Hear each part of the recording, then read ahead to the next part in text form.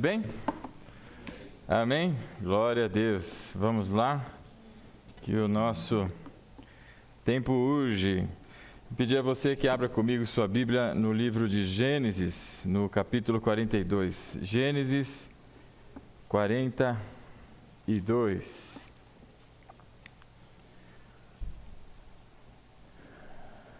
Gênesis capítulo 42. Quem achou, diga amém. Amém. Assim diz então a palavra do Senhor, verso 1. Quando Jacó soube que no Egito havia trigo, disse aos seus filhos: por que estão aí olhando uns para os outros? Disse ainda: ouvi dizer que há trigo no Egito. Desçam até lá e comprem trigo para nós, para que possamos continuar vivos e não morramos de fome. Assim 10 dos irmãos de José desceram ao Egito para comprar trigo. Jacó não deixou que Benjamim, irmão de José, fosse com eles, temendo que algum mal lhe acontecesse. Os filhos de Israel estavam entre outros que também foram comprar trigo, por causa da fome na terra de Canaã. José era governador do Egito e era ele que vendia trigo a todo o povo da terra. Por isso, quando os irmãos de José chegaram, curvaram-se diante dele com o rosto em terra. José reconheceu seus irmãos logo que os viu, mas agiu como se não os conhecesse. E lhes falou asperamente: de onde vocês vêm? E responderam eles: da terra de Canaã, para comprar comida. José reconheceu seus irmãos, mas eles não o reconheceram. Faremos a leitura até aqui. Feche os olhos, curve sua fronte. Oremos. Santo Deus, Pai querido, te agradecemos, Senhor, por essa noite, pedindo, Senhor, desde já a tua bênção, Senhor, e que o teu Espírito fale conosco, Senhor.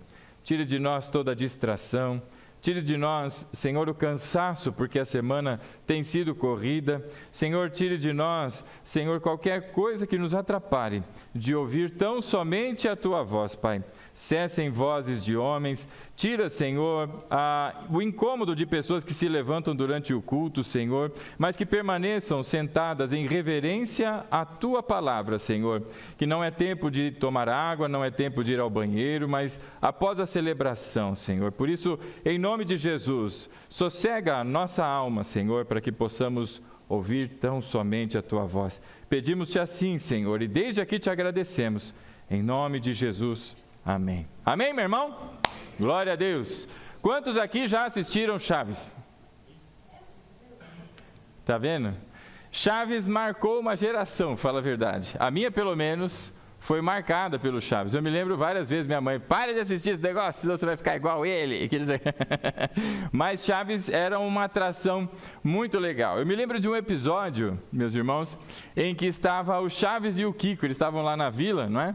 E eles estavam conversando entre si e falavam do professor Girafales, que ele estava sofrendo, passando por muitos problemas, e aí acho que foi o Chaves quem disse: puxa, aconteceu tudo, só falta agora um cachorro lhe sujar as calças.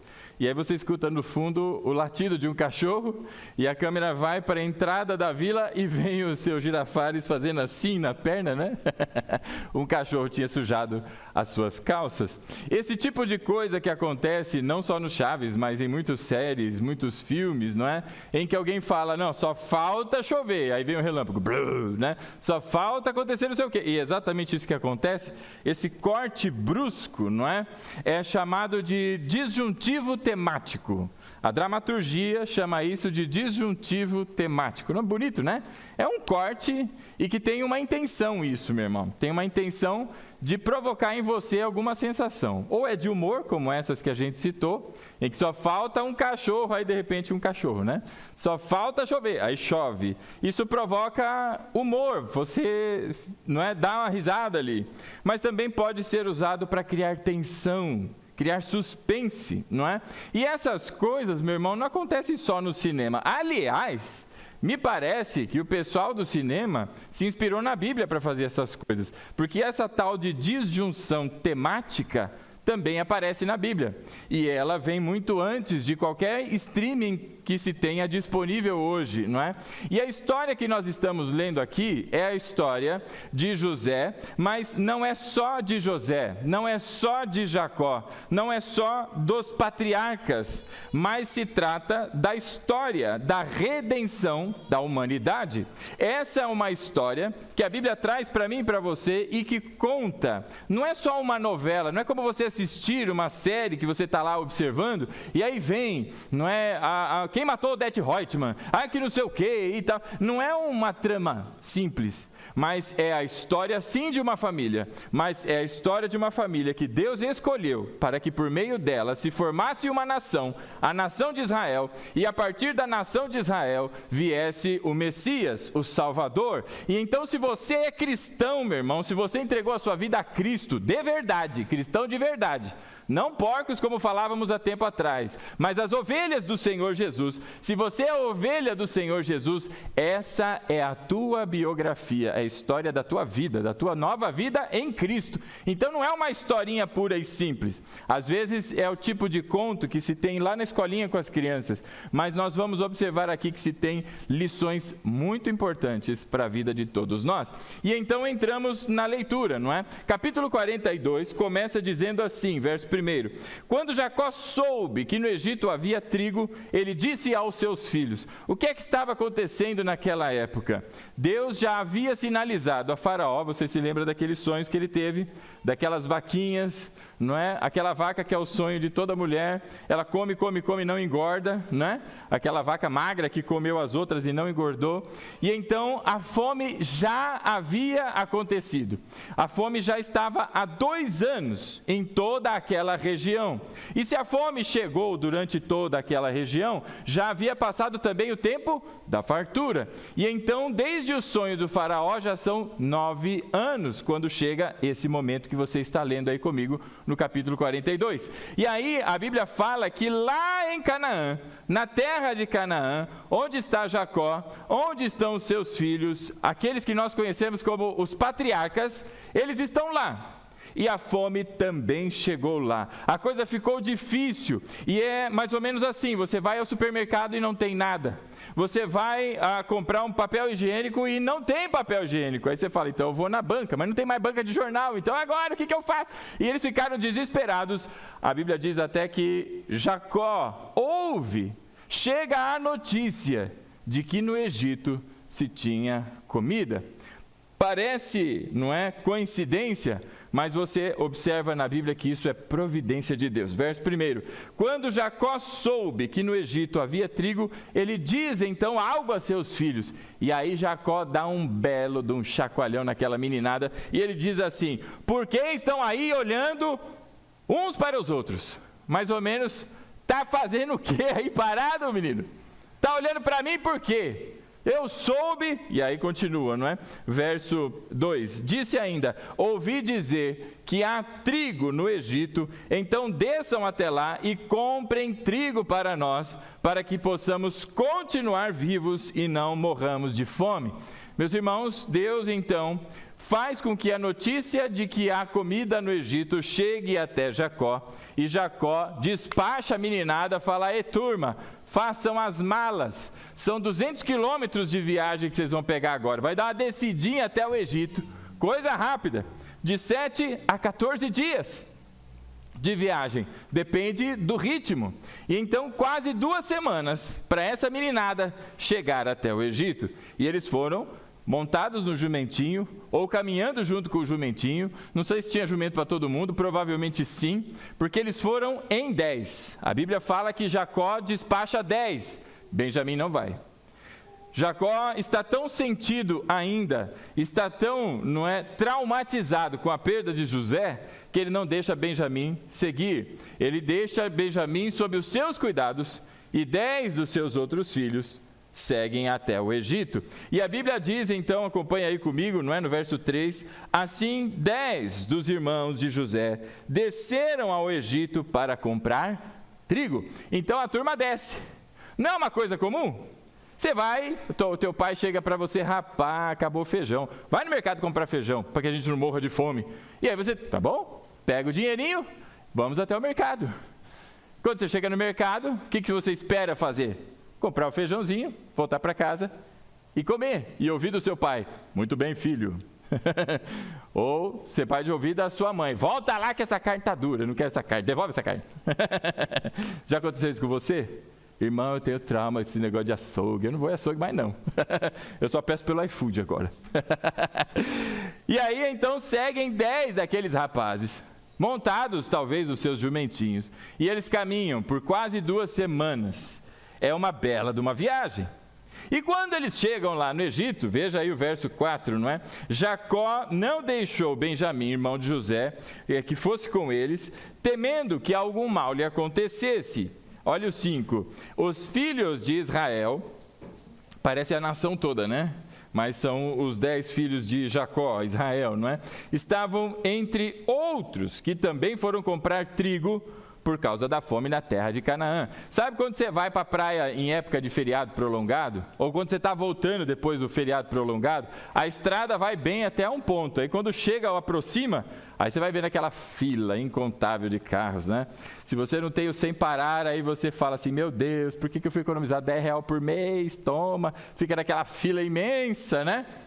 Bom, o que está acontecendo aqui é que quando aqueles 10 filhos de Jacó chegam próximos ao Egito, começa a tumultua aquele mundaréu de gente, porque está toda aquela região passando uma fome terrível. E então todo mundo sabe que tem lá no Egito, o que vão fazer? Vai todo mundo para o Egito comprar. Muito bem, aí acontece, meu irmão, é exatamente aqui que acontece a tal da disjunção temática. Sabe aquele barulho do trovão, porque você acabou de falar, só falta chover? Estão indo os filhos de José para o Egito. Não parece uma coisa super normal? Você está indo no mercado, está indo comprar comida. Aí vem o verso 5, veja, o 6, perdão. E ele diz assim, José era o governador do Egito. Essa é a NVI, José era governador daquela terra. É que aqui está outra versão da NVI, tem que ser a 2011, a gente precisa ajustar isso depois. José era governador do Egito. Bom, lendo na NVI, parece que só saiu uma cena e começou outra. Os caras estão andando, de repente o filme para e mostra José sentado, governador do Egito. Mas não é, irmão. Tem um vav aí no início desse versículo. Você sabe o que é um vav? Vav é uma letrinha no hebraico que faz assim, assim, assim. Entendeu? Assim, assim, assim. É isso aí. É o vav. Só que este vav, bendita letra chamada vav, ela tem a função de e. Fui ao banheiro e lavei a mão. Aleluia. Higiene, né? Aleluia. Amém, irmão? Cutuquei o nariz e não pus na boca. Para que serve o e, então? Ela é uma conjunção que liga duas orações. Olha aí, os professores de português, né? Eu estudei para falar, irmão, vai. O e serve para isso, não é? Ou para soma. Fui à padaria comprar pão e chiclete, manteiga, e aí faz a sentido de soma, não faz? É uma conjunção, o e. O vav no hebraico tem essa função. Mas existe um tipo de vav que não acontece com tanta frequência, mas acontece exatamente aqui, que é o chamado vav, vav é o nome da letra, né? É vav disjuntivo. Quantos já ouviram falar sobre isso? Diga amém.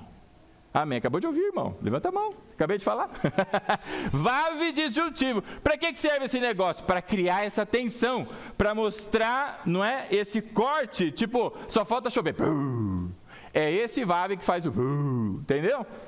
Só que neste momento aqui, quando aparece esse bendito vav, por isso que a NVI não traz ele, talvez alguma versão tenha a letra E, José era governador do Egito, esse vav, ele não tem o sentido de e. Quando ele aparece nessa situação, este vav disjuntivo, ele tem outro sentido. Qual é o outro sentido dele? Outra conjunção. Nós conhecemos ela como mas, como porém. E então o narrador está dizendo a você, veja, o autor é muito astuto. Quem escreveu a Bíblia, irmão? Eita glória, aqui a gente sabe que o Pentateuco é de autoria de Moisés, mas quem inspirou Moisés? Ah, irmão, é o melhor dos autores do universo. E ele é muito sábio. E ele agora faz um momento para você ficar assim, meu Deus, eles estão indo para o Egito. E quem está no Egito? José. Quem era José? Senão um dos irmãos.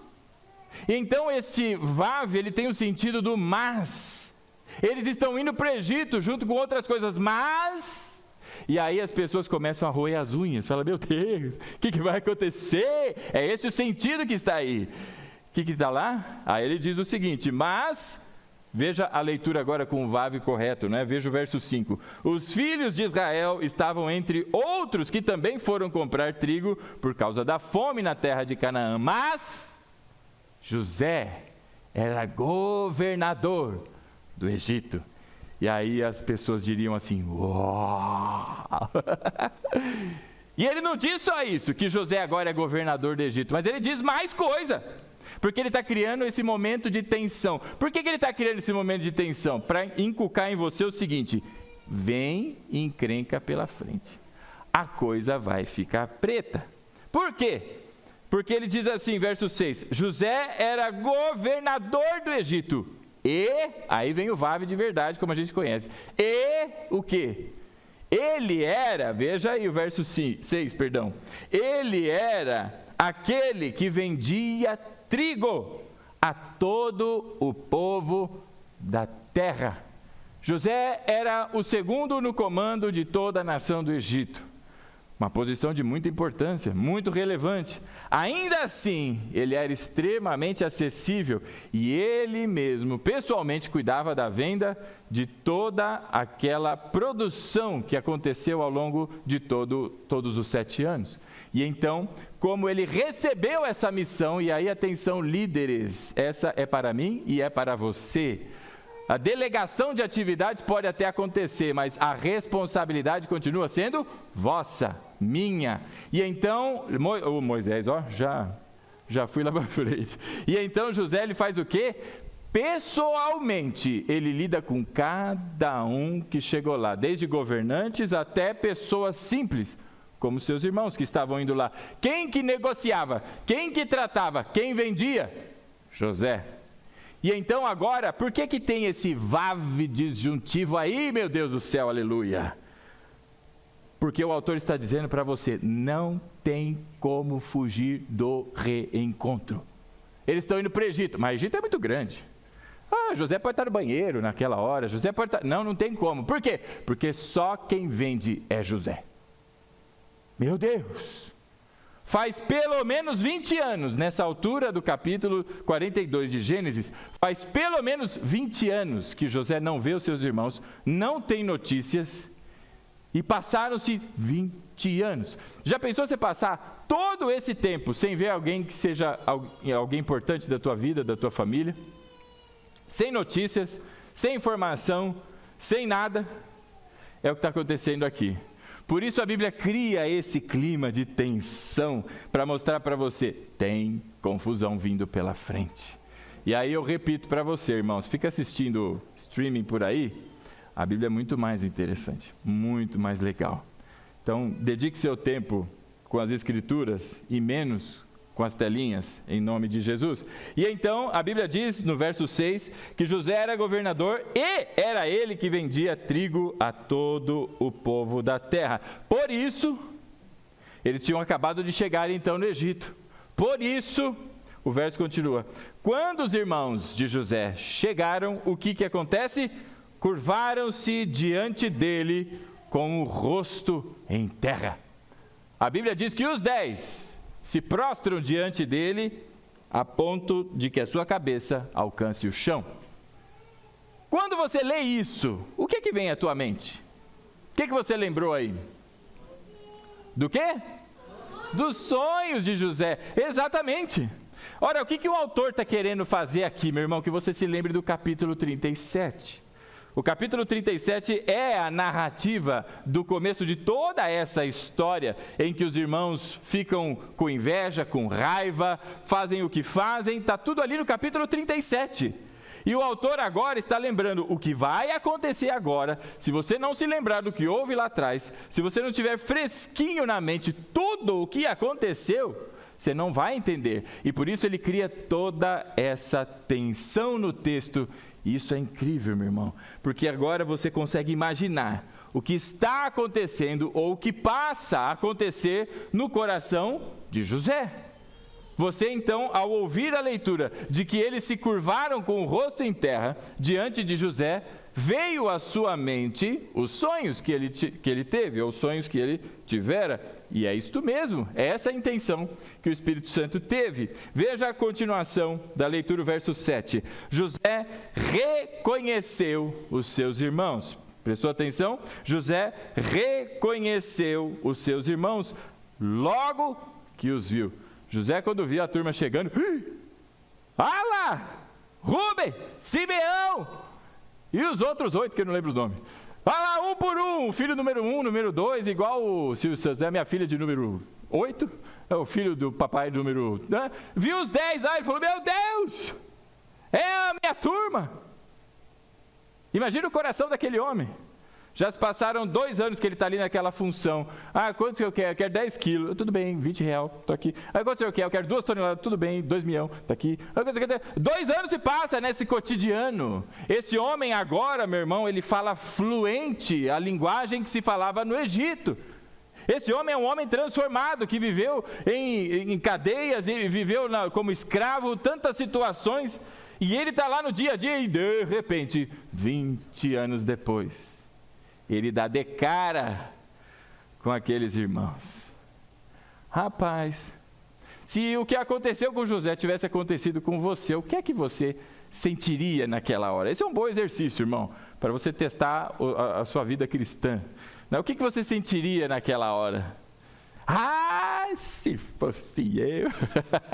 Não é? Ia ter a havaiana de pau, porque naquela época, né, não tinha havaiana, as alpargatas, o chinelo era de madeira, com certeza, né? A havaiana de pau funcionava naquela época. Já ia voar um no meio da fuça de Judá, outro no meio da fuça de Rúben. Aí a Bíblia diz que estes homens, então, são reconhecidos. Verso 7. José reconheceu seus irmãos. E foi logo que os viu, mas a Bíblia diz que ele agiu como se não os conhecesse. Eu queria que você prestasse atenção, porque 2 vezes aparece um verbo aí, reconheceu. A primeira vez está escrito reconheceu, e a segunda vez está de novo o verbo reconhecer, mas na sua variação, que é fingir que ele não reconheceu. Mas tudo isso, fingiu que ele não reconheceu, agiu como se não tivesse reconhecido, todas essas palavras é uma só no texto original e é o verbo reconhecer. José reconhece, mas age como se não tivesse reconhecido. 2 vezes. Calculou aí comigo, matemático, 2 vezes. Agora salta para o verso 8. O que é que diz o verso 8? José reconheceu seus irmãos. De novo. Ora, por que o autor está querendo falar 2, 3 vezes a mesma coisa? Veja o verso 8. José reconheceu seus irmãos, mas eles não reconheceram. Quantas vezes apareceu o verbo aí? Quantas, irmão? 4. 2 no 8, 2 no 7. Amém? 4 vezes. Ora, qual é a razão disso? A razão, meu irmão, é que o autor continua instigando a tua memória para se lembrar do que houve com José. Agora vá comigo ali no capítulo 37, voltam as folhinhas. Se você não tiver em mente o que aconteceu, meus irmãos, você perde os detalhes. Capítulo 37, José compartilha os seus sonhos com os irmãos, dá todo aquele rebuco à irmandade dele lá, os irmãos ficam nervosos, fala o quê? Agora você vai ver o teu, e tarará. E aí depois de terem lançado José num poço vazio, depois de terem vendido José aos ismaelitas, que depois os venderam como escravo ao Egito, depois de tudo isso, a Bíblia diz que aqueles irmãos, sem vergonhas, gente que não vale nada, para fazer o que fizeram com José, é gente que não vale nada.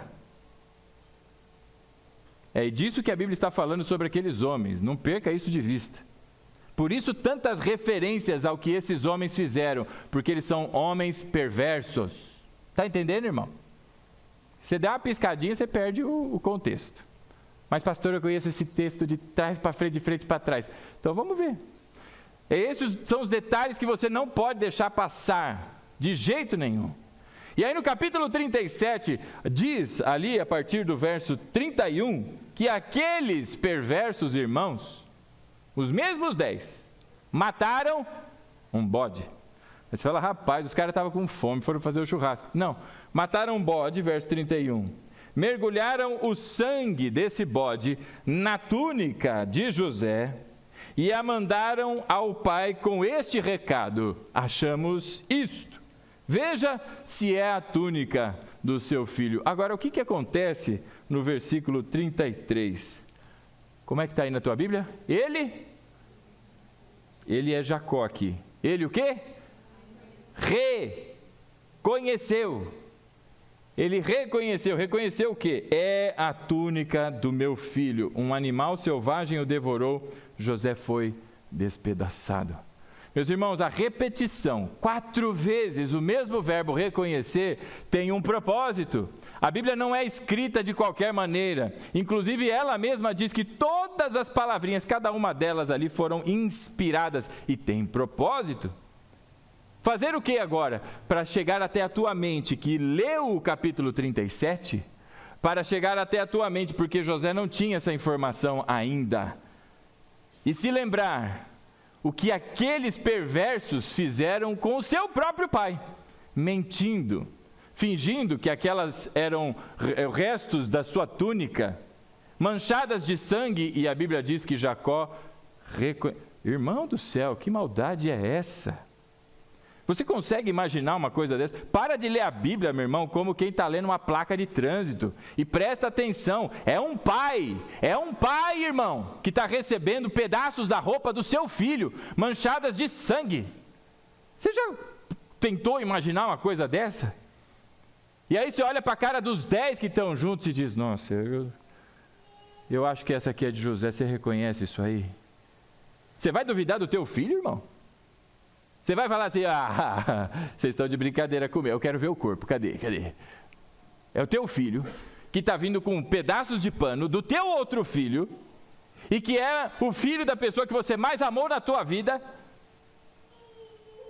Qual seria a tua reação?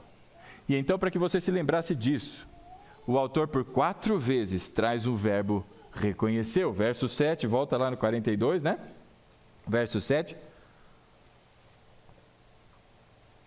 A Bíblia diz assim, José reconheceu os seus irmãos logo que os viu, mas agiu como se não tivesse reconhecido.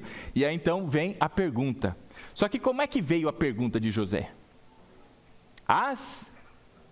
Asperamente. Vamos pegar, quem aqui na nossa comunidade você acha que é a pessoa mais calma, mais serena, mais easy going? Sabe aquela pessoa assim que você fala, rapaz, fica nervoso, tem que ser muito bom, né? Quem que você acha que é um desses? O Keverson? É tranquilo? Pastor Aguiar? Com essa carinha assim de sereno, tá? Irmaneza? Aleluia! Quem que você acha que é o mais tranquilão? Cainã? O pastor Jorge, que diz que ele tem cara de bravo, né? Não sei. Pensa na tua cabeça a pessoa mais tranquila que você já conheceu na vida. Agora pensa ele tendo a reação que José teve. Qual foi a reação? A Bíblia diz que ele responde asperamente. O que é responder asperamente? Grosseiro, rude, bruto. De onde você vem? Você estava esperando um berro desse? Não. Os irmãos de José também não. Eles foram comprar, eu sou cliente, me trata direito. Cadê o russomano aqui para fazer uma matéria aqui no Egito? Eu tenho meus direitos, ô senhor faraó, cadê? A Bíblia diz que ele trata asperamente. E por que então que o autor te lembrou dos sonhos de José? Por que então que o autor te lembrou de como eles fizeram com o pai dele? Para você entender por que José, um homem calmo, tranquilo e sereno, agora está irado. Não é sem razão, não. Não é sem motivo. não é de graça. Esse homem está fora de si. E ele responde asperamente: de onde você vem? E aí o que eles dizem? Opa! A Bíblia diz ali no verso 7 ainda, não é? Responderam eles: seu governador, nós somos da terra de Canaã, nós viemos comprar comida. Você consegue imaginar o sorrisão no rosto daqueles homens, tentando, né? Falei, ixi, o homem não está tendo um bom dia aí, né? Não, nós somos lá de Osasco, irmão. Nós viemos lá do João 23, sei lá de onde você veio, né? E nós viemos aqui só fazer uma comprinha. Aí a Bíblia diz que José olha para a cara deles e percebe, verso 8, não é? Percebe que eles não reconheceram. Verso 8 diz: José reconhece os seus irmãos, mas eles não reconheceram, não têm ideia com quem estão falando, por duas razões. José era adolescente, já não é mais, 20 anos se passaram. José não estava de barba, como os seus irmãos e o seu costume tinham de ter barba. José estava com o rosto limpo, lavado, né? Como alguém diz. Esses dias eu fiz a barba, minha esposa olhou para mim: nossa, tá limpinho. Eu falei: o que é isso, mulher? Mas eu tomo banho todo dia? Não, que você estava barbudo, agora não está mais. Ele estava limpinho, de rosto limpinho, né? Estava tal. Além de tudo isso, a Bíblia diz que ele não falava no idioma dos seus irmãos, mas tinha um tradutor, tinha um intérprete. Ele estava falando no idioma dos egípcios, enquanto os seus irmãos continuavam falando a língua dos hebreus. Então não reconheceram. Verso 9, você entendeu por que veio o vav disjuntivo? Para causar essa tensão. E aí vem José e responde. Só que agora está falando, é o segundo no comando da maior nação, mais potente e conhecida daquela época. Esse homem é poderoso. Aí vem o verso 9. A Bíblia diz que aquilo que aconteceu contigo, acontece com ele. Lembrou-se então dos sonhos que tivera a respeito deles e lhe disse. Foi então depois que ele se lembra dos seus sonhos, como quem talvez dissesse: bendita foi a hora que eu abri essa boca enorme e contei para estes perversos os sonhos que eu tive. E a Bíblia diz lá no verso 9, então, que ele se lembra dos sonhos que foi a respeito deles e disse assim: vocês são espiões, vieram para ver aonde a nossa terra está desprotegida. Seus salafrários, vocês não vieram comprar coisa nenhuma aqui, vocês são tudo espião. Aí alguém olha para isso: nossa, que acusação, né? É um espiãozinho. Irmão, essa era a pior acusação que alguém podia ter naquela época. Você está dentro da terra dos egípcios, você está lá junto, diante do segundo mais poderoso daquela nação inteira, com um monte de oficiais próximos, porque está na boca, protegendo todo aquele tanque cheio de trigo. Você acha que não tinha 3, 4 guardas lá? Tinha uma centena de milhares de guardas protegendo aquilo, porque aquilo era um tesouro do Egito. Toda aquela safra de 7 anos guardada ali. E aí vem aquele homem, que é o segundo mais poderoso, olha para você e você veio aqui espionar. Você é um bandido, você está querendo invadir isso aqui, você quer tomar a propriedade do Egito. Aqueles homens começaram a babar. Se usavam cueca, sujou. O quê? Não, pelo amor de Deus, eu não sou espião não, tá doido? Veja aí a continuidade do verso 10, e eles responderam: não, meu senhor. Não leia assim: não, meu senhor, eu não sou um espião. Aquilo é um ato de desespero, irmão. Eles estão com literalmente as túnicas borradas. E eles dizem: não, meu senhor, teus servos vieram comprar comida. Todos nós somos filhos do mesmo pai. Todos nós somos filhos do mesmo pai. Teus servos são homens honestos e não espiões. Nós somos honestos. Nós não somos espião coisa nenhuma. Não vim falar de dificuldade, não vim nada. Eu sou um homem honesto. Todos nós aqui somos irmãos e tudo do mesmo pai, tudo é uma família. Muito bem. E aí, o verso 10, né? 11, aí o 12, desculpe. É que o olho saiu do lugar aqui, na página. Verso 12. Mas José insistiu: não, vocês vieram ver aonde a nossa terra está desprotegida. E então, veja que começa um interrogatório aqui. José começa a fazer essas provocações com seus irmãos por 2 motivos. Ele está nervoso, ele está irado, ele quer prender aqueles caras. Ele talvez estivesse pensando, e aí é da minha parte, né? Deixa eu entrar na floresta um cadinho. Depois de tudo que aconteceu com ele, talvez os pensamentos de José fossem de vingança. Talvez os pensamentos de José fossem de maltratar aqueles homens depois de tudo que fizeram com ele. E aí é por isso que eu pergunto a você, se fosse você no lugar de José, como é que você reagiria, irmão? No discurso passivo de um cristão, não, tem que perdoar e tudo mais, no calor da emoção? É para valer teu cristianismo? José demonstra a sua ira e ele provoca os seus irmãos dizendo coisa nenhuma. Além de tudo, vocês são mentirosos. É tudo espião, sim. É espião e vieram ver aqui as fraquezas da nossa terra. E aí imagina, o governador falando alto, grosso. Os soldados já põem as lanças lá, a espada, a metralhadora, tudo apontada para eles. Eles, não, pelo amor de Deus, eu não sou honesto, sou filho do meu pai, sou honesto. Muito bem, a Bíblia diz que José continua e tem um propósito. Ele agora está obtendo informações, porque faz 20 anos ou mais que ele não via seus irmãos. E então, verso 12, José insistiu, não, vocês vieram ver onde a nossa terra está desprotegida? E eles disseram, teus servos eram 12 irmãos, filhos do mesmo pai, na terra de Canaã. O caçula está agora com o pai e o outro já morreu. Então, que informações que Moisés, enrosquei com Moisés, que José recebeu aqui? Primeiro, a família não mudou de endereço. Eles são da terra de Canaã. Eles estão dizendo. Então José deve estar pensando, uau, a minha família está no mesmo lugar. Conte-me mais. E ele diz, éramos em 12. Só que o mais novo ficou com o papai. O que ele está dizendo agora aqui? Benjamim está vivo. E principalmente, se ficou com o pai Jacó está vivo. Só que éramos 12.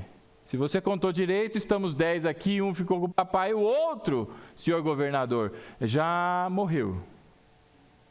Veja a ironia do versículo, não é? A Bíblia no original diz que o outro já não é, ou já não está, já não é, já morreu. E talvez José tivesse dito, já não é? Eles disseram, não, não é. Não é? Não. Ele está falando com José, irmão. Não é irônico? Você entendeu por que a Bíblia trouxe essa tensão para você e para mim? Já pensou? Eles não sabem com quem estão falando. Veja a continuação aí. E então, eles disseram lá, não é? No final do verso 13.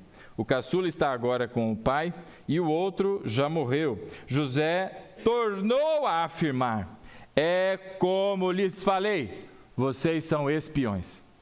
O versículo começa com a acusação, o versículo não, né? Esse período de texto. Começa com a acusação de José, vocês são espiões. E terminam como? Com José dizendo, é como eu já falei, são espiões. Houveram mais perguntas que José fez, os capítulos seguintes vão mostrar que José perguntou do pai, eles disseram que o pai já estava de idade avançada, e tem mais coisas, não é, que foram tratadas aqui. Mas aqui no capítulo 42 está condensado, e aí José dá a sua, não é, sentença, é espião. E porque vocês são espiões, vejam aí, verso 15, vocês serão postos à prova, vou dar o direito de se defenderem. Juro pela vida do faraó, que vocês não sairão daqui enquanto o seu irmão caçula não vier para cá.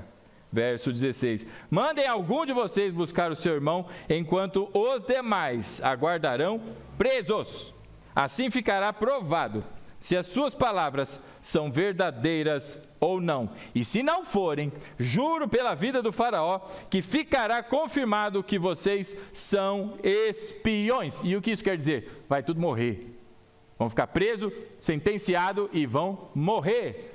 Porque são inimigos. Inimigo naquela época não tinha processo, vai para um determinado juiz, não é? No Supremo Tribunal, e depois tem habeas corpus, não tem nada disso. Chegou lá, foi preso como espião, era morte. José está irado, nervoso. E ele disse: pega um de vocês e vai para lá, se virem, porque se não forem, já era.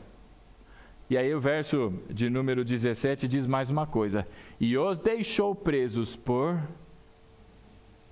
3 dias. Esse homem estava muito nervoso, irmão, muito nervoso, e não é por menos. Só que 3 dias de prisão, e 3 dias para José que talvez pareceram eternidade, porque José continuou o seu trabalho, sabendo que os seus irmãos perversos estavam ali, estavam sob o seu domínio agora, e que ele podia fazer o que ele quisesse. É o segundo no governo, são mais alguns hebreus que morressem ali, quem? O faraó ia se preocupar com isso? E se alguém falasse alguma coisa, ele bateria no peito: sou o governador daqui, são espiões, mata aí. Poderia simplesmente fazer o que ele quisesse. Mas durante 3 dias, Deus trabalha no coração de 10 homens dentro de uma cadeia, e Deus trabalha no coração de um homem, segundo no poder, governador do Egito. E passados os 3 dias, veja aí o verso 18, no terceiro dia, 3 dias que esses homens passaram presos, 3 dias que, esqueci o nome do profeta que ficou na barriga do lambari, Jonas, Jonas ficou na barriga do grande peixe, lambari, né? Talvez, 3 dias, muito bem, passados os 3 dias, no terceiro dia, a Bíblia diz que José vai até eles e diz assim: eu tenho temor de Deus. Opa, a conversa começou a mudar, não começa? O tom de José está mais brando agora, porque durante 3 dias, o Senhor trabalhou no coração desse homem. Por quê? Porque essa é a história da reconstrução da família dos patriarcas. Deus tem propósito com isso. É na organização dessa família que nasce a nação de Israel. E nasce a nação de Israel, vem todos aqueles períodos entre juízes, reis e tudo mais. Quem chega na sequência? O nosso Senhor e Salvador, o Senhor Jesus. Não é uma história de novela, não, irmão. É a história da redenção da humanidade. E durante 3 dias, Deus trabalha no coração daquele homem, e ele começa dizendo assim: eu tenho temor de Deus. Eu tenho temor de Deus. O que ele está querendo dizer? É isso mesmo, Bernardo acertou. Ele está querendo dizer que ele é um homem íntegro. E o que é um homem íntegro? Levítico capítulo 19. Põe aqui para a gente ir mais rápido. Levítico 19, 14, verso 14. Corta para mim. Levítico 19, 14. Veja o que é um homem íntegro, segundo a Bíblia. Não amaldiçoe o surdo, nem ponha pedra de tropeço à frente do cego, mas tema a Deus. Eu sou o Senhor. Quem está dando essa ordem aqui é Deus. E qual é a ordem de Deus? Não amaldiçoe o surdo, nem coloque uma pedra de tropeço na frente de um cego. O que é uma pedra na frente de um cego? O que vai ocasionar ali? Ele vai trupicar. O que é amaldiçoar o surdo, meu irmão? O que essas duas expressões estão dizendo? Não oprima o mais fraco. Não seja opressor daqueles que são mais fracos. Porque as pessoas acham que são mais poderosas, são mais cheios, né? E vai lá nos outros e aperta, judia, amaldiçoa, atrapalha. Mas tema ao Senhor. Quando José está dizendo lá para os seus irmãos: eu temo a Deus, esse é o sentimento do coração dele. Vocês estão nas minhas mãos agora, mas eu não vou oprimir vocês. Vocês não sabem quem eu sou, mas eu sei quem vocês são. E a minha vontade era pegar a cabeça de vocês, bem na quina, mas eu sou temente a Deus. 3 dias se passaram e Deus trabalhou na vida desse homem. Porque pensa comigo, irmão, se um só fosse até o Canaã para buscar Benjamim, um homem só, ele não iria sozinho, ele teria que levar toda a provisão de trigo para toda a família. Agora pense você, tem sentido, tem racionalidade você mandar um homem só, com pelo menos 10 jumentos, carregado de trigo, para andar por quase 2 semanas de viagem, num lugar que a fome está dominando, as pessoas estão com risco de morte, com fome? O que ia acontecer com esse irmão? Seria provavelmente assaltado, seria provavelmente morto. José pensa muito melhor em tudo isso. E veja, meu irmão, você que também tem responsabilidade com a sua família, você que tem responsabilidade com alguém no seu trabalho, você tem algum cargo ou posição que você toma decisão, José te dá uma lição muito importante aqui. Não tem nenhum problema você mudar de ideia. Não é fraqueza, sua tratativa começou de um jeito, porque você estava no calor da emoção. Você é homem, rapaz, você é mulher, você é de carne e osso. Tem horas que a gente perde as estribeiras, não tem? Ou só tem crentão aqui? Não tem nenhum que falou um cadinho mais alto com ninguém essa semana? Não deu um gritinho? Nenhum gritinho você deu essa semana? No trânsito, você não perdeu né? José voltou 3 dias depois dizendo, olha só, eu temo a Deus. Então eu vou mudar aqui o que eu disse a vocês. Eu tinha dito que era um só para ir, mas ele continua dizendo agora, não é? Se querem salvar a sua vida, verso 18, façam o seguinte, se quiser salvar a sua vida, ainda estão correndo risco, mas vou aliviar aqui para vocês, porque eu sou temente a Deus. Verso 19, se vocês são homens honestos, porque até então para eles são perversos, deixem um dos seus irmãos aqui, na prisão, enquanto os demais voltam, levando trigo para matar a fome das suas famílias. Tragam-me, porém, o seu irmão caçula, para que se comprovem as suas palavras e vocês não tenham que morrer. Então agora muda, em vez de 1 vai e 9 fica preso, 9 vão e 1 vai ficar preso. É a garantia de José, porque ele não sabe com quem que ele está falando. Ele sabe quem são as pessoas, mas para ele está estacionado no relacionamento com eles há mais de 20 anos atrás.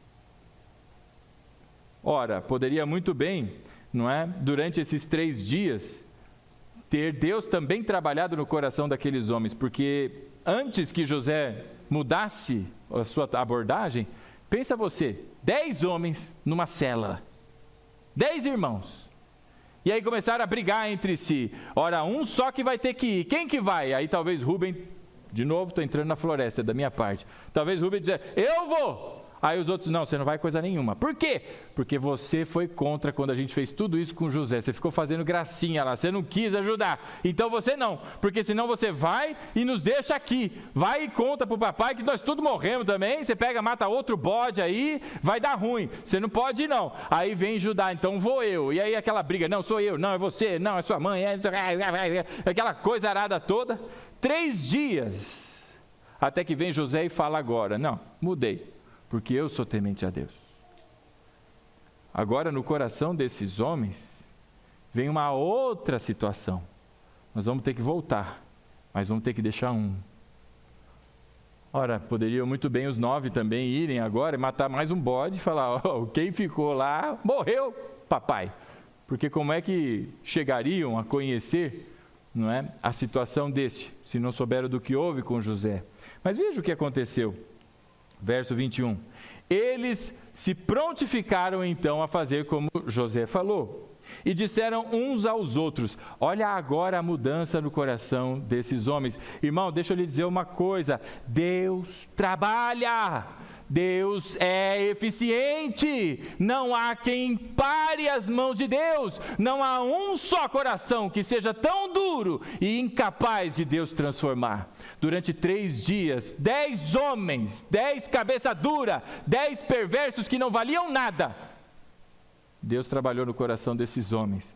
E veja aí o verso 21, certamente, não há dúvida, estamos sendo punidos pelo que fizemos a nosso irmão.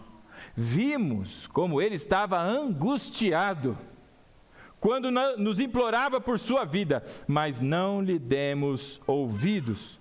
Por isso nos sobreveio essa angústia. Olha que interessante, irmão. José está vendo a angústia dos seus irmãos da cadeia. E ele está se compadecendo daqueles irmãos. Aqueles irmãos agora dizem, certamente isso tudo aqui é obra de Deus na vida da gente. Isso é punição pelo que a gente fez com José. Porque nós vimos a angústia dele. Durante 3 dias, aqueles homens, meu irmão, sabe o que eles ficaram vendo? Ficaram vendo o rosto de José dentro de um poço.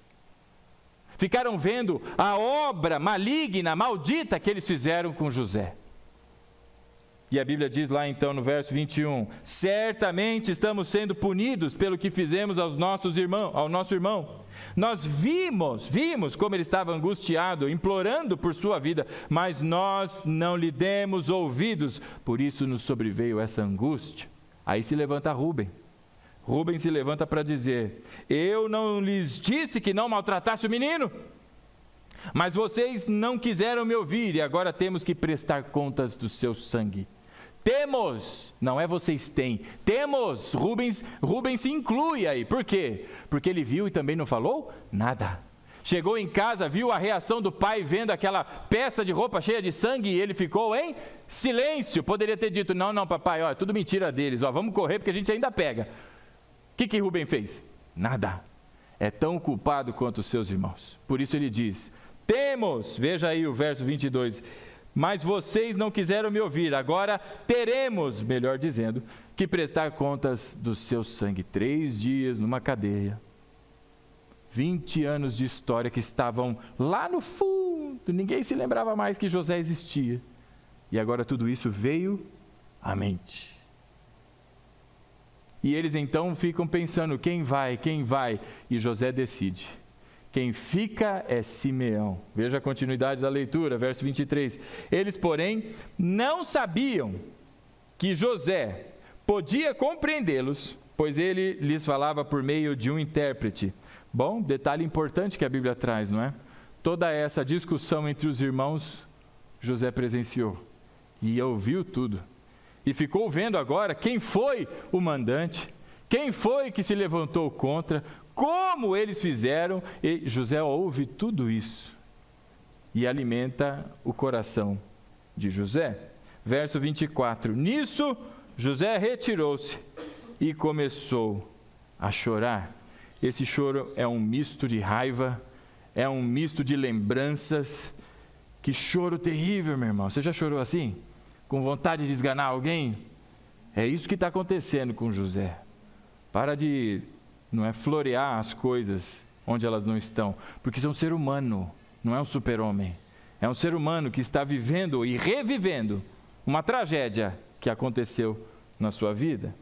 E então ele começou a chorar, mas logo depois voltou e conversou de novo com eles. E então escolheu Simeão e mandou acorrentá-lo diante deles. Diante daqueles homens, agora ele manda acorrentar. Meus irmãos, você conhece a história, certamente. Você sabe que essa foi a primeira vez que José viu seus irmãos. Agora José despacha eles, e aí na bolsa deles vai o dinheirinho que eles trouxeram. Aqueles homens chegam até José, contam a história, passam o tempo lá, então são quase 2 semanas de ida. A Bíblia diz que os mantimentos estão prestes a acabar de novo, porque Jacó não deixa aqueles irmãos levarem Benjamim. Você é doido? Se seguraram o Simeão, já perdi um, vou perder outro agora, ainda mais esse. Filho de Raquel. De jeito nenhum, e o tempo vai passando, só que aí a fome, meu irmão, vai apertando. A provisão está acabando. E aí Jacó vira para eles e diz, volta lá para comprar mais comida. E eles disseram, não, mas não dá. Rubem fala, ô papai, o senhor esqueceu, o homem lá falou que se não levar Benjamim, a gente nem aparece lá, senão a gente não sai mais de lá. E aí vem Judá. E Judá toma proeminência à frente dos seus irmãos. Ele não é o primogênito, mas ele toma a proeminência, ele se torna como que, não é, este que é o primogênito, e ele diz, não pai, pode deixar, é minha responsabilidade, eu vou levar sim, porque senão a gente vai morrer de fome, e eu vou, mas olha, essa culpa será minha, o senhor pode me culpar para o resto da vida se Benjamim não voltar. E então Jacó concorda, mas concorda de que jeito? Dizendo o seguinte, já perdi um, se eu perder todos também, agora vai. Quando aqueles 11 filhos agora, aliás, 10 filhos saem de novo de Canaã, indo para o Egito, na cabeça de Jacó, perdi os meus filhos. Se voltar, é lucro. Mas se não, já estou entendendo que eu perdi os meus filhos. Veja a angústia do pai.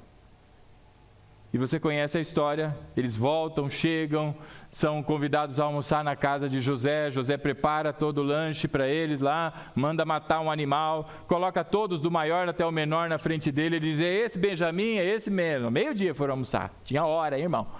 Esses crentes que não chegam no horário do culto, ali, aquele almoço era meio-dia, falta meio-dia para vocês, ia passar fome, né? E aí chegaram lá do menor ao menor, esse é Benjamim, é esse Benjamim mesmo. Então eu falei: bonito rapaz, hein? Então Deus te abençoe, viu, filho? Tudo mais, vamos comer. E aí eles mandam embora, agora pode ir à vontade, solta Simeão, é aquela festa, vão embora, leva a provisão. E aí a taça dele ele coloca em Benjamim. Veja o primeiro teste, os irmãos foram e voltaram para buscar Simeão. Não abandonaram Simeão, alguma coisa aconteceu com seus irmãos. Agora o próximo teste é Benjamim. Agora, se acontecer alguma coisa com Benjamim, é o irmão de José, é o irmão mais novo, os 10 estavam ali fechados entre si, é tudo irmão, é tudo truta, é brother, né? A gente deixa Benjamim aí. E aí a Bíblia diz que Judá se manifesta e acontece aquilo que é a reconstrução daquela família. E essa é uma das cenas tão lindas que a Bíblia registra, não é? E eu queria dizer a você 3 pontos, meus irmãos, que a gente aprende com essa história. Primeiro ponto que a gente aprende com essa história é que há momentos na vida da gente em que a gente deve virar a página. Há momentos na vida da gente em que a gente deve botar uma pedra sobre um assunto, sobre determinada situação, para não viver como uma vaca, ruminando aquele negócio, e ainda rumina como quem tem refluxo, né? E ainda fica sofrendo com azia, aquele negócio, meu Deus, tem que botar uma pedra. José havia posto uma pedra sobre esse assunto. Isso é um problema familiar, irmão. Isso é um trauma na vida de José.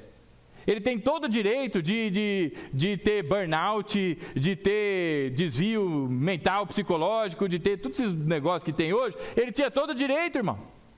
Mas veja comigo, o capítulo 41, volta aí uma folhinha. Capítulo 41.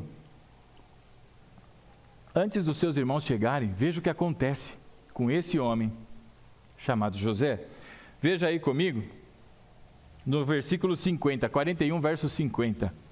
A Bíblia diz assim: antes dos anos de fome, Asenate, filha de Potífera, não é Patifona, é Potífera, sacerdote de On, deu a José 2 filhos. José lá no Egito então teve 2 filhotes. Verso 51. Ao primeiro, qual foi o nome que deu ao primeiro?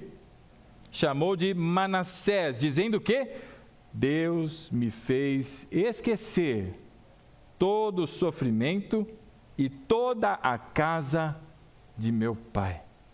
José, para viver em paz, meu irmão, ele botou uma pedra, virou a página. Tem pessoas, meus irmãos, que não conseguem fazer isso.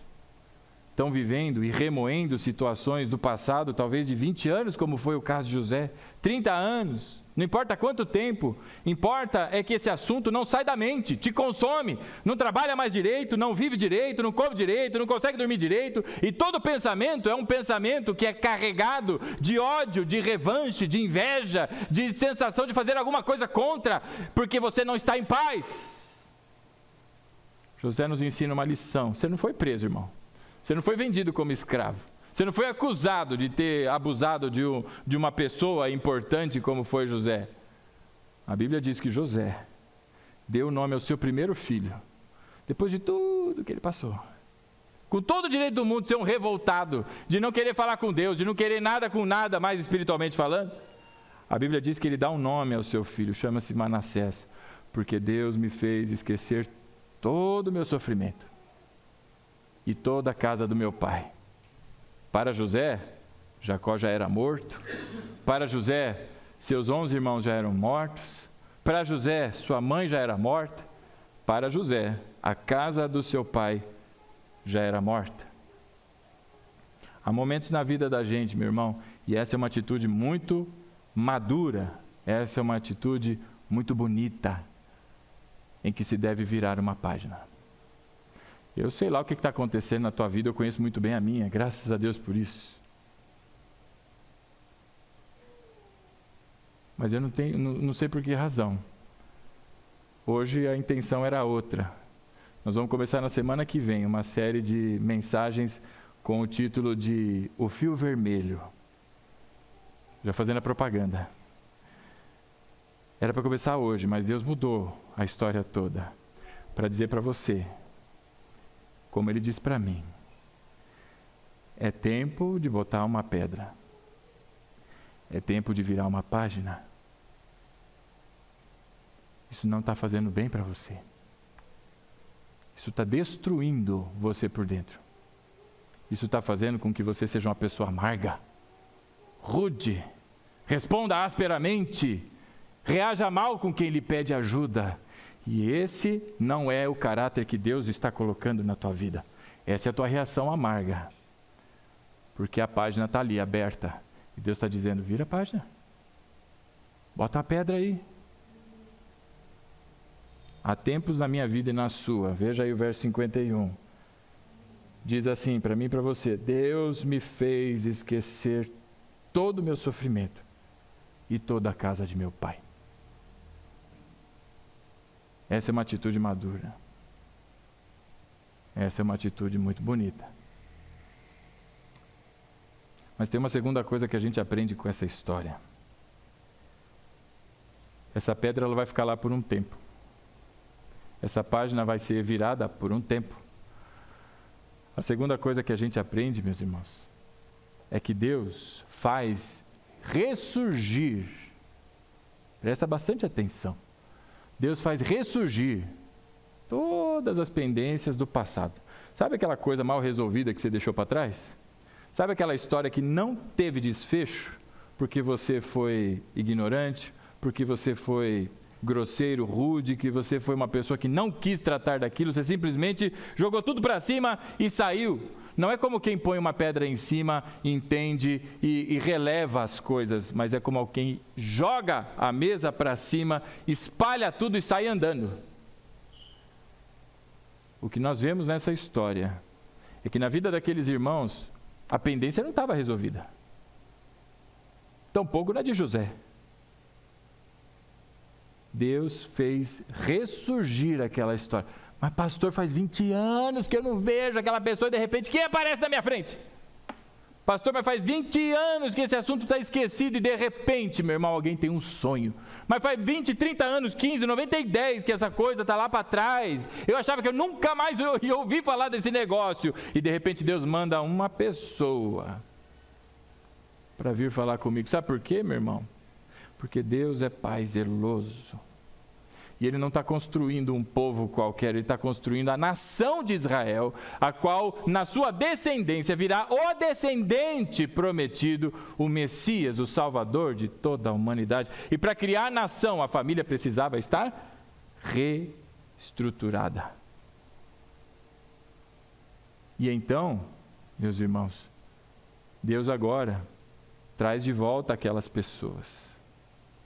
E aí, sabe o que acontece quando aquele teu passado, aquelas caveiras que estavam no armário, alguém abre o armário e as caveiras saem tudo pulando? Porque se achou que estava bem escondida, não é? Vá comigo até o capítulo 44. No capítulo 44,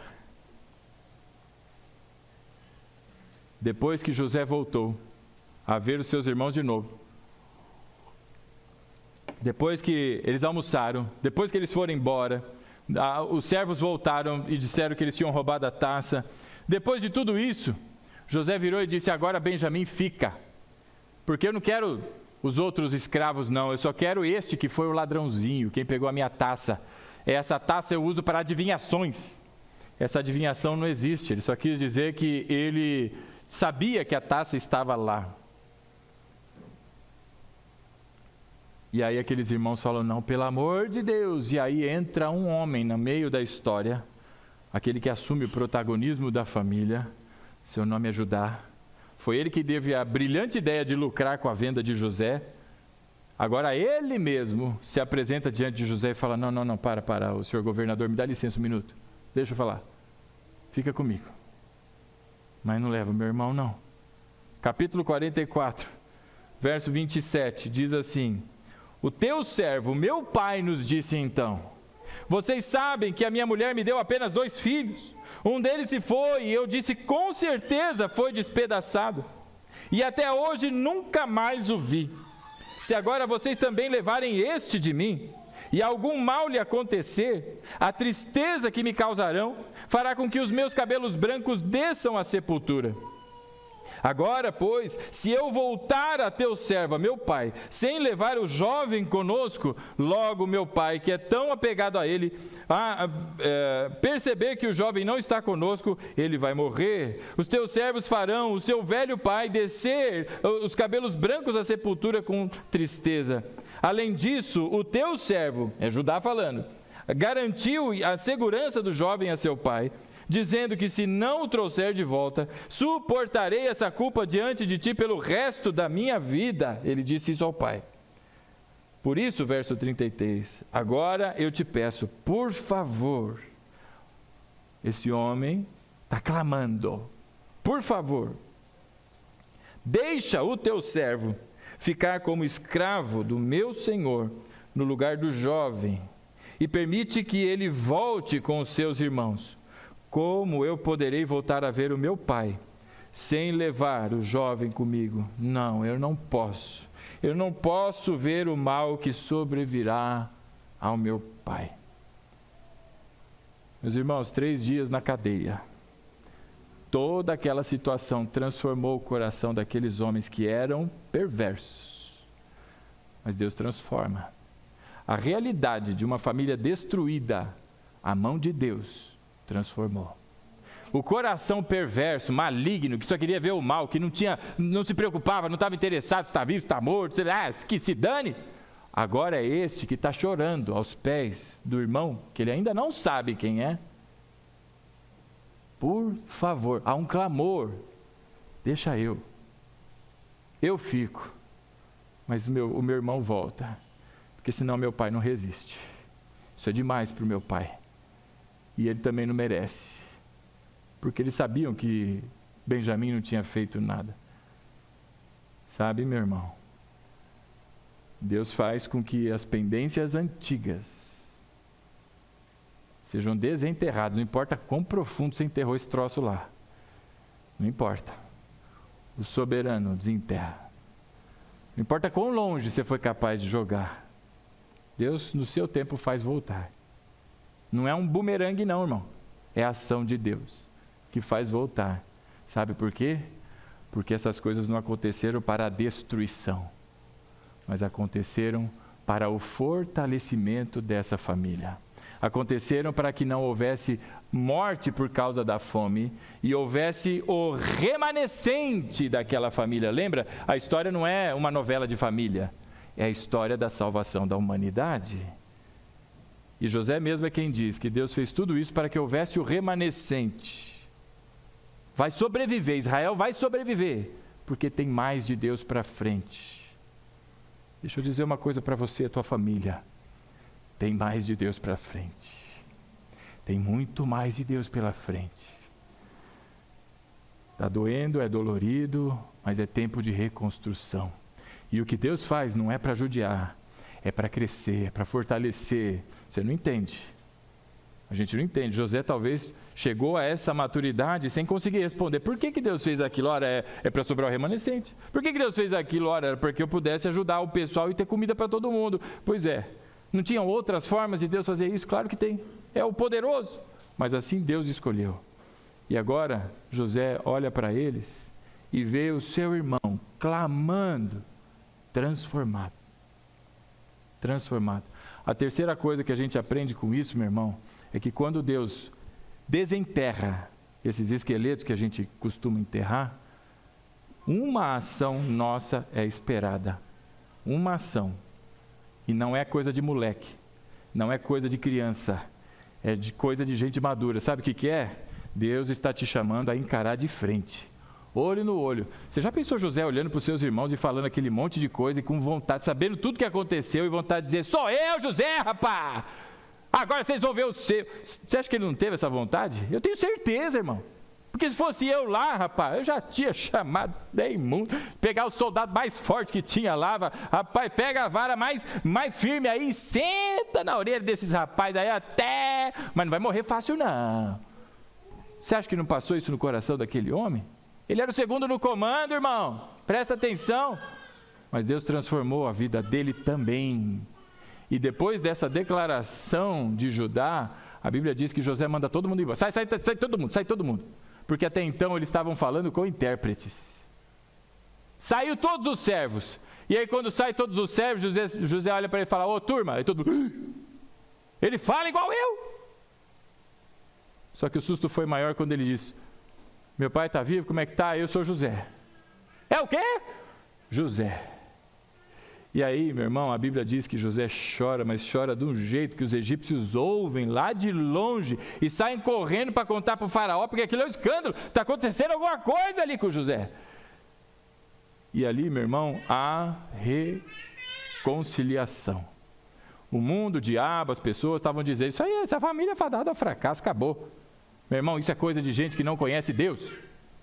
Porque quando Deus intervém, Ele muda os corações.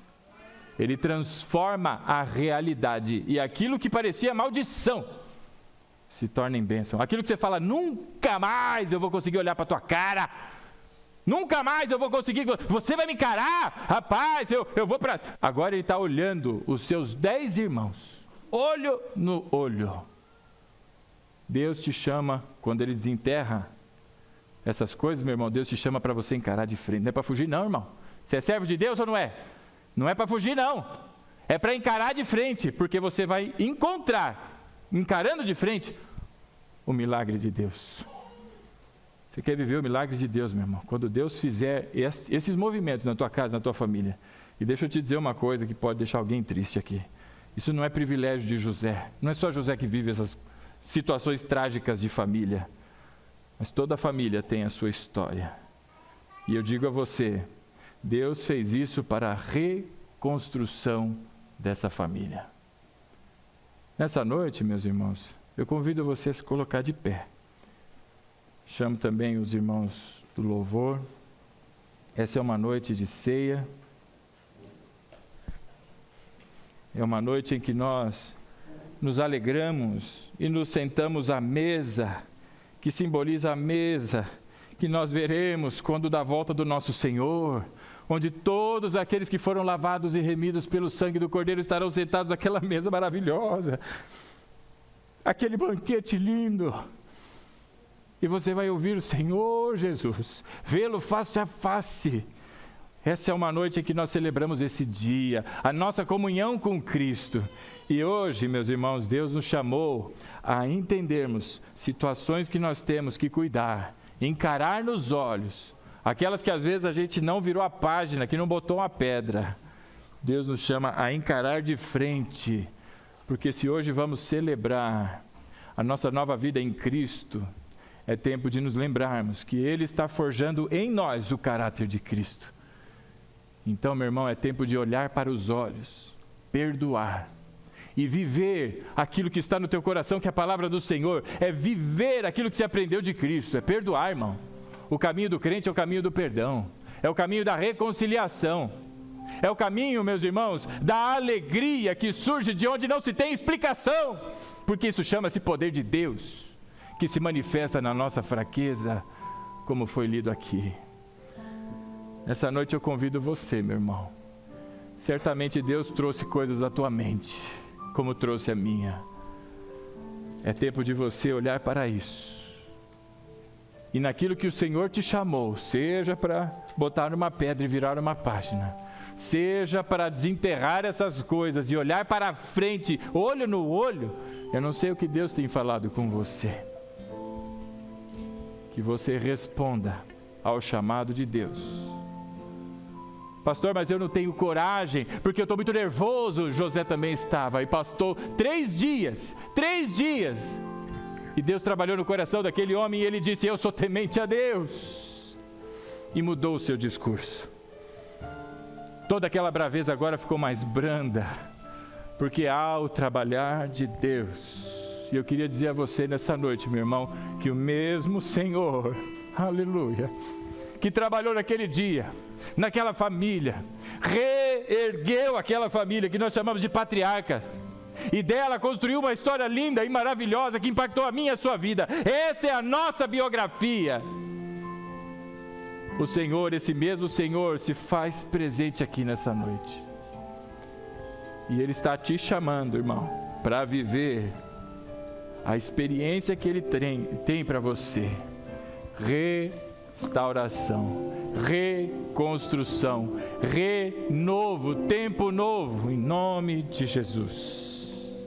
Porque o Espírito de Deus está aqui. Fecha os teus olhos, nós vamos louvar o Senhor.